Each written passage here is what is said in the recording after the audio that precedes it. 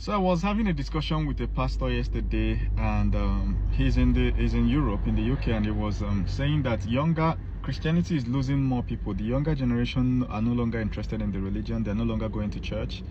And we both agreed in the discussion that this is probably happening to every major religion.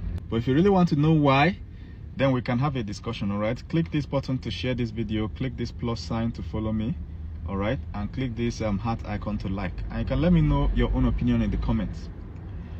So this pastor was saying that churches in Europe, people no longer attend, that is now empty. Okay, in fact, some of the church buildings are being leased out for event centers. People are buying it for their mansion, church. People will buy church and convert it to mansion, or hostel. They will demarcate it and convert it to hostel. Some churches will lease to other religions. They don't mind because it's now empty. People know they attend again. So I was asking him why. He said it's the devil. I said no, don't blame the devil for what man has caused. Then he asked me why. So I told him what I'm about to tell you. I told him that the way the religion was preached in the past, when people were suffering, is not the way it should be preached now, because we have entered a new age. We are in a new civilization. There is now new technology. So the church and the core message is still the same, right? But the church and the preachers need to adapt to this. In fact, sometimes the wordings in the Bible itself need to change to adapt. Many of you don't know, but the Bible has been modified thousands of times. You understand? Each new age in the past will modify the Bible. Just a little word they will change to suit the modern narrative at their time. That's why there are different versions, in case you don't know. You understand? Each version will get to a sentence and tweak it just a little. You would think it doesn't mean anything until you want to interpret it. You will now see that the interpretation is way different from the one that they tweaked from.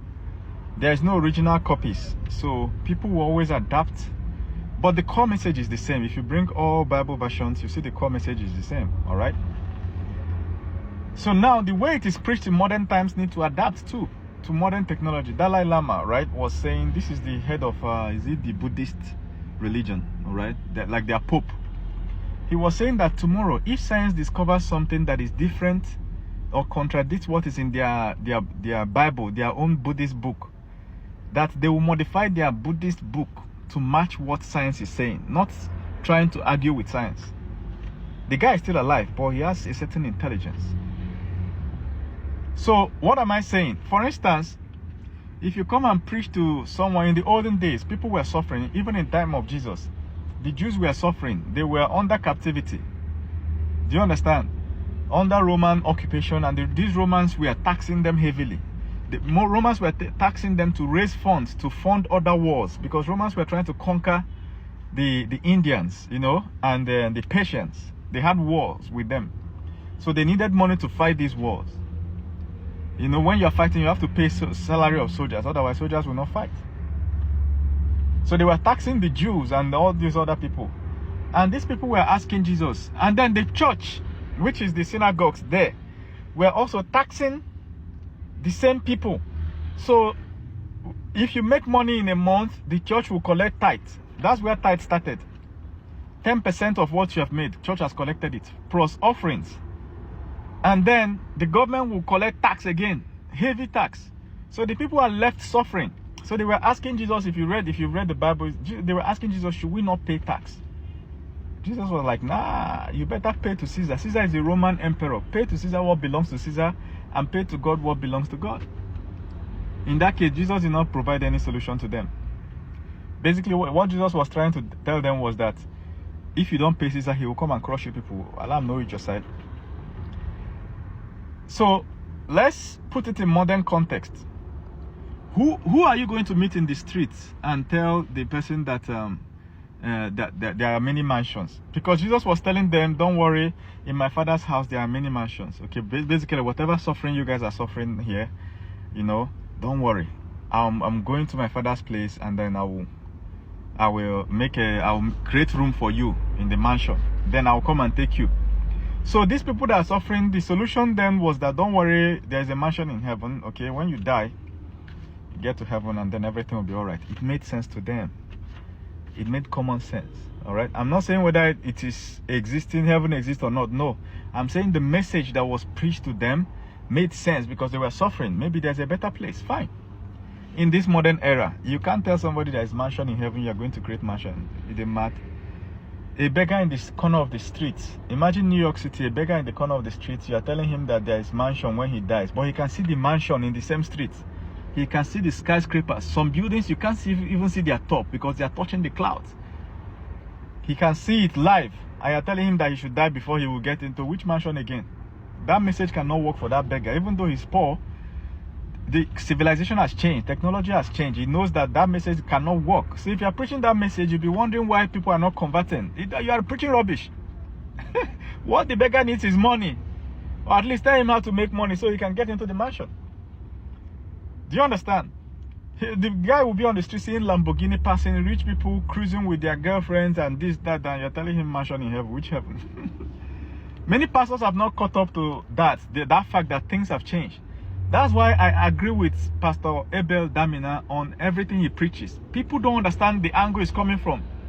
He's coming from the angle that people in this modern age are now thinking. You understand? Instead of faith-based belief, it's now changing to a thought-based belief. You have to preach the message in such a way that it makes sense to even an atheist. An atheist will not see a hole to poke in it. Just like the story of the Tower of Babel. In the olden days, it made sense.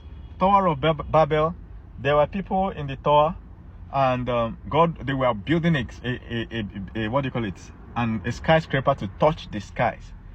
Halfway, God caused them to speak different languages, and the whole thing collapsed. It made sense because for thousands of years, humans could not build a building that would touch the skies. For thousands of years. So you are telling them, okay, it's because their building wanted to touch the skies. Now we have hundreds of buildings that are touching the skies. Hundreds. That story no longer makes sense like that. The story is outdated. You cannot preach it like that. Do you understand? You can no longer preach it the way it was preached to people 100, 200 years ago when there was no tower. We now have towers that are... Have you ever gone to Burj Khalifa? You can see the clouds will be below you. If you go to some of the topmost buildings, if you look through the window, the clouds is no longer up, it's now down. So if you are preaching about the Tower of Babel story, you need to put into account the fact that we now have buildings that are touching the skies and God has not destroyed it to come down. Do you understand?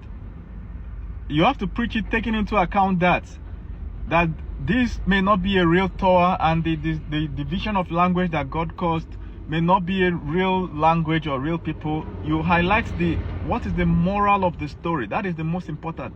Not actually what happened or whether it really happened. I don't know if you're getting me. Another final story is the story of Adam and Eve. So Eve ate the fruit. You are preaching the way it is written, that a serpent came into the garden and spoke to Eve and convinced Eve to eat the fruit. Bro, do serpents talk? No. Now imagine that you're preaching this in church. Somebody finishes listening to you, and you know that the smartphones listen to conversations around. I don't know if you know that. If your phone is in your pocket and you're discussing with somebody, your phone is listening and picking the keywords and registering it.